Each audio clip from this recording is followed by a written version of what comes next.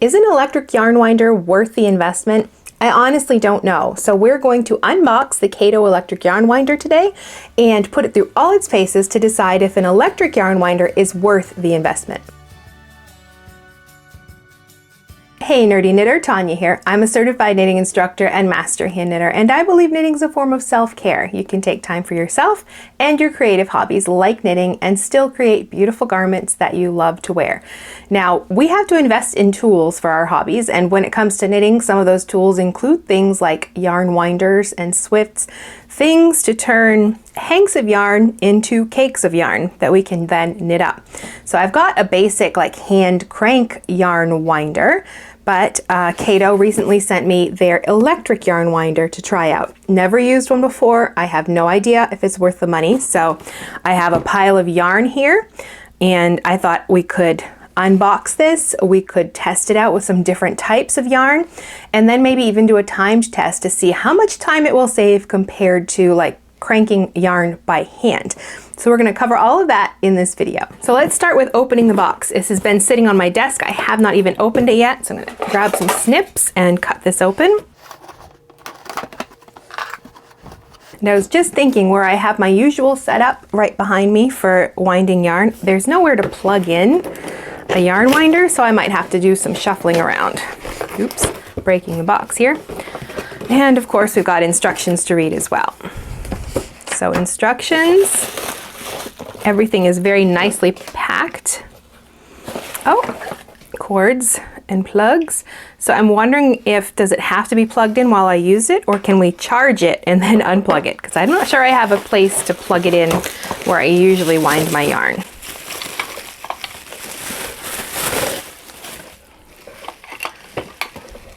So this is the part that clamps to the table. I guess we're going to have a piece to put on here as well. And right here it looks like. Oh, some tools. And I'm guessing this is to tension the yarn. Anything else in here? Okay, that looks like that's everything in the box, so we can put that aside. All right, so I'm going to read through the instructions because, oh, there's a video. That's always nice. So we've got all of our pieces here, a couple of little screws, and even the tiny screwdriver. Okay, so there's some installation steps. We're going to get that done first, and then some usage information so we can get to winding our yarn. So let me get this stuff sorted first.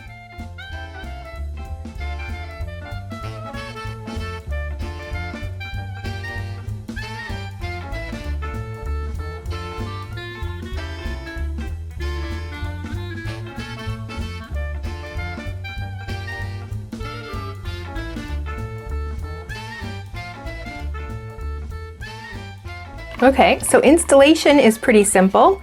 It was just attaching this piece here with a screw and then just twisting this on. Now the base feels very nice and solid. I mean, there's a piece to clamp it to the table. Everything feels solid. This feels a little light, but I mean, you wouldn't want anything super heavy sitting here to yarn the wind anyway, because the heavier this is, the harder it has to work. But it just like twists on there. So that's it for like putting it all together. That's not so hard. So it looks like I have a little extra screw in case I need one, and the little screwdriver. So I'm gonna put those away and save them in case we need them in the future. So the rest of the manual is just the steps for how to use it, because we have to put the yarn on these different yarn winder bits here to make sure it's tensioned properly. So I'm gonna read through that again, make sure I know how to use that. And then I have to get this set up, and I have a spot right behind me over here where I usually wind my yarn. I don't think I have a plug on that wall though, so I might have to get an extension cord and get myself sorted out. So I'm gonna go do that first and read through this one more time. And then it does say not to use it, not recommended for use with a wooden umbrella swift. I have a wooden one. We're gonna use it with that because that's what I have. But it even has like a picture here on how to set it up. So I'm going to make sure I've got myself all set up. And then let's quickly talk about the yarn that we're going to use. So I wanted to do a variety of yarns to see how it would work with all of them. So the first one is Knit Picks Shine Multi. It's a worsted weight yarn. I thought we should start with a thicker yarn because I figured that might be easier. But this one is a bit slippery, so we'll see how it does with that because it's a cotton yarn. Yeah, it's a blend of Pima cotton and modal, so it's kind of a slippery yarn, but it's thicker weight, so shouldn't be too much of an issue, I would think.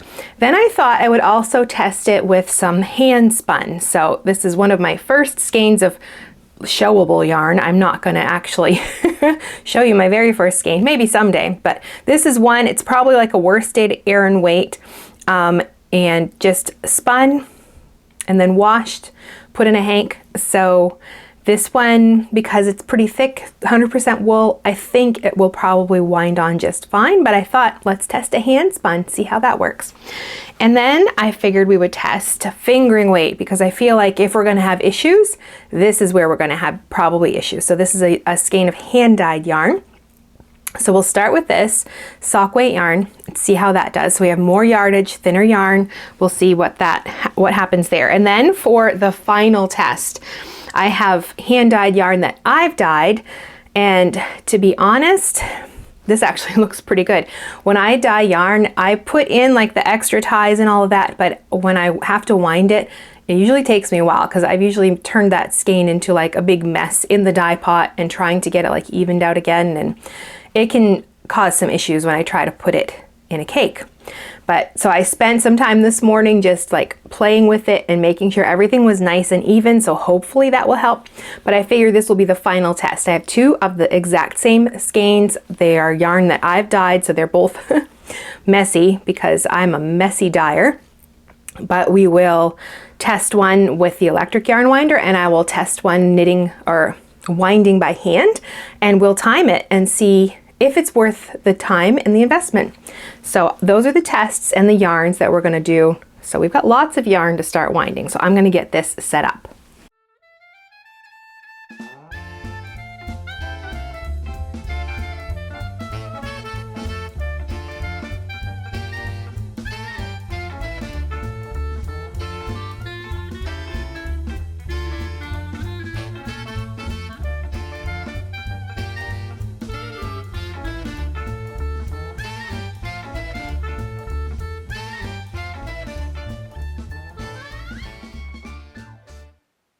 So here's our first ball of yarn. I didn't time it because I wasn't sure how much time it was going to take, but while it was on there, it felt like the ball was super tight, but the Swift had some tangles in it, so it was really having to work hard to pull them, so I think that might have contributed. But once I pulled it off, like, it doesn't feel like a super tight cake of yarn. I think because like the center part of the yarn winder, when you pull it off, like all of that yarn kind of collapses in a little, so it releases some of the weight or the stress on the outside.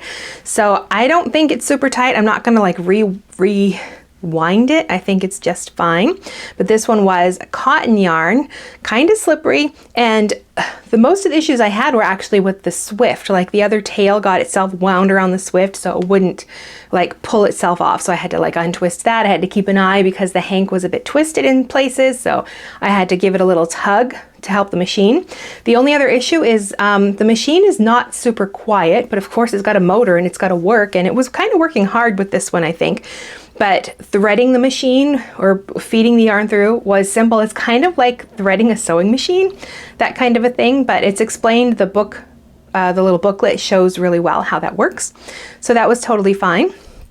And you can't leave it unsupervised. At least I can't. I don't feel comfortable doing that yet because you have to like keep an eye on it. But I do like the feature where like it'll try 3 times to sort of pull, and if it has any resistance, it's kind of just shuts itself off. It'll stop working. So you have to go turn the knob to turn it off, fix whatever the issue is, and then turn it back on. And then it's just like off and on. There's nothing like you can speed up, or like how much resistance, I guess, how much it's going to pull. You can speed up and slow that down with the knob, but that's totally it. The machine is doing all of the work. So cotton yarn done. Let's try the same with 2-ply hand spun wool. That it's a very different yarn from this. So let's see how this one does.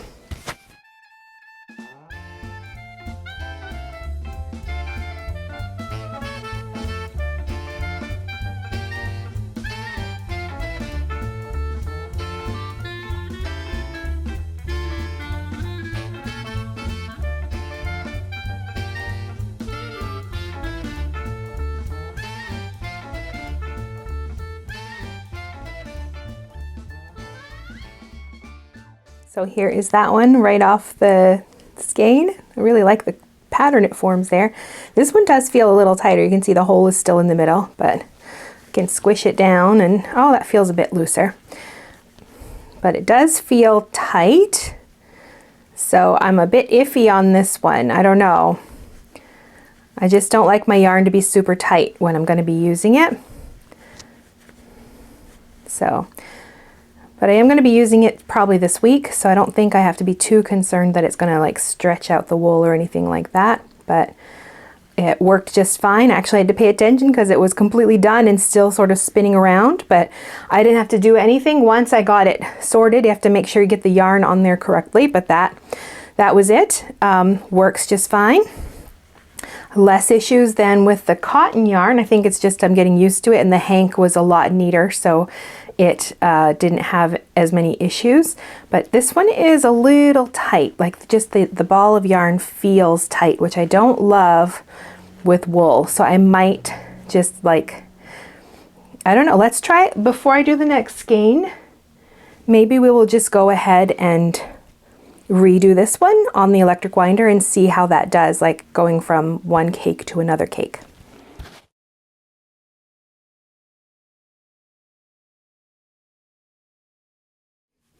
Definitely looser, so I think even if I got this just to rewind skeins for me, because this happens on the regular ball winder too, where the skein is just too tight.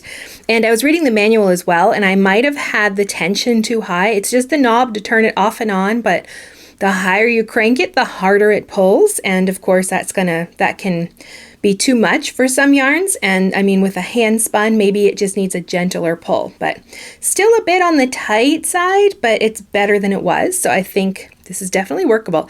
So let's try fingering weight hand dyed yarn next.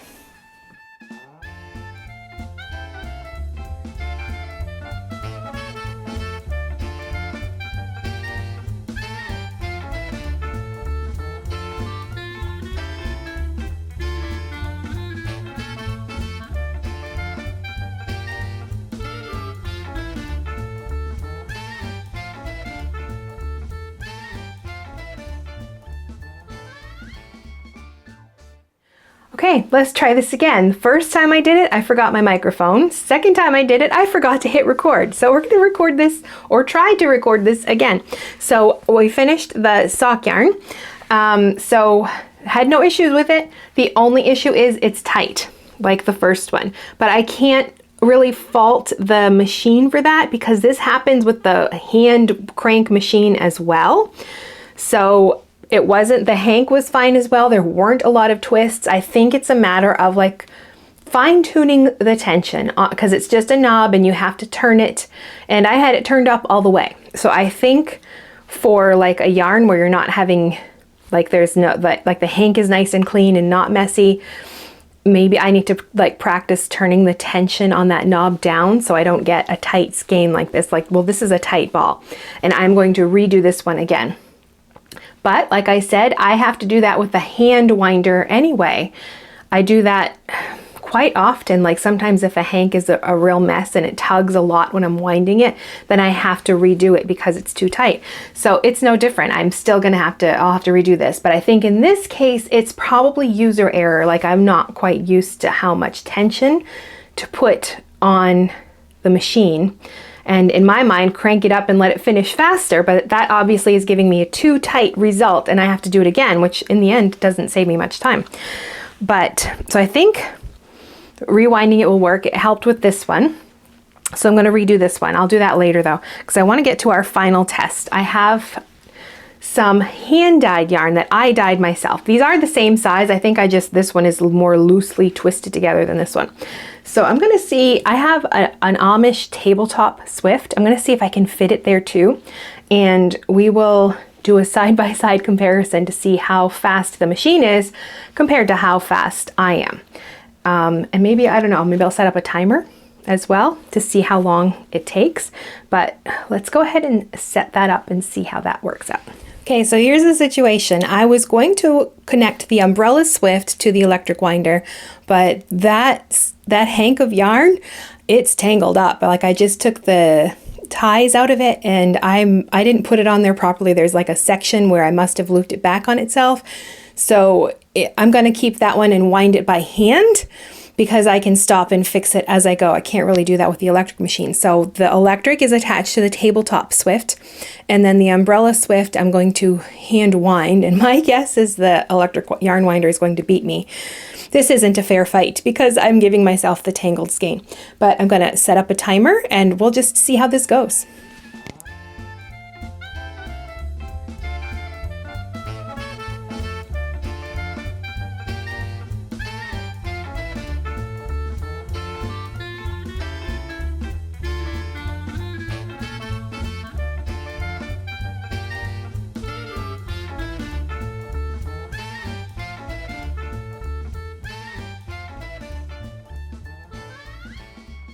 Okay, so that experiment didn't work so great. I just gave up. Mine is like a twisted mess, and it's been an issue trying to handle two at the same time. I kept getting the yarns tangled between the two. Probably should have had them on two different tables. Not a good way to do this experiment, but I'm just gonna let that one keep going. It's been about almost, what was it? I stopped my timer at 13, oh, can you see that? Even see that? About 13:52 is the time on there, and it's still working. I set it to go very slow to give me a little extra time, but my hank is such a mess that I'm gonna have to untangle that and do that by hand. So not a good test, but the other one is working right away, and you can hear how loud it is while I'm talking over it. It's not super loud, but I mean, it does have a noise. That Swift is nice and quiet. The umbrella Swift squeaks, so when both of them are going, it's like a symphony of noise for yarn around here. But okay, so that is how things went. I think it works really well overall. It did really good on all of these yarns. A bit tight, but that I think is user issue. I've got to like work on adjusting my tension. Like I've got it set. I don't have it set on its max right now. It's set, I don't know, medium. It's just one knob and you turn it. There's no like guide markers. So it's working just fine. So we're just gonna close while that keeps working in the background. So who would I recommend an electric yarn winder for? Well, me, I like it. I'm just gonna let it keep winding yarn. I've got another skein actually I'm gonna do after this, so I'll be ready for my shawl. But let me see, if you knit mostly DK worsted or heavier, and your yarn already comes in a ball or whatever, you don't have to worry about getting a ball winder. I figured DK worsted or bulky, those are such, like the yardage in a skein compared to like sport weight or a lace weight or a sock weight yarn, there's a lot less yardage, so you could probably be fine with just a hand crank, unless you like have a lot of skeins of yarn that you've got to handle. Then I would say electric winder. I think this is a star for people who knit finer weights of yarn. If you knit a lot of sock and fingering weight projects, or like I like a nice big oversized shawl that usually is 3 or 4 skeins of yarn, that's a lot of yarn when you're talking sock and fingering weight yarn. So letting a machine do it for you, definitely a time saver, and time and on your body as well. Like you're not having to do that motion 4 times or however many skeins you have to do in a sitting. So definitely I do recommend it. It's a good tool. There is not a big learning curve. I mean, you got to put it together, read the guide to see how to like thread the yarn through, but even that's not hard. I won't even have to refer to the guide for that again. The only issue I'm having is with like getting the tension just right, but I get that wrong with like winding by hand as well, and I often have to rewind my skeins because I don't like them when they are super tight like this. So I'm going to rewind this one. I'm going to let the machine do that one as well, and I'll just set it really low so it takes its time and it's not super tight, and I don't have to do it. Oops, and it just finished. I gotta go shut that off.